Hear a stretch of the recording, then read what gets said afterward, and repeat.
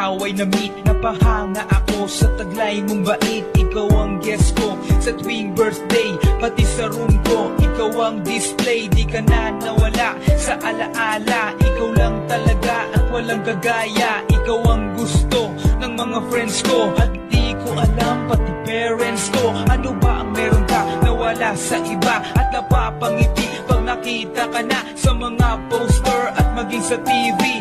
Inaabangan ng iyong movie. Bata pa ako noon nang maramdaman ko to. Ayoko ng iba, ikaw ang gusto ko. At sa aaminin ko, maniwala ka, mas gusto kita kaysa kay Darna. You were always gone.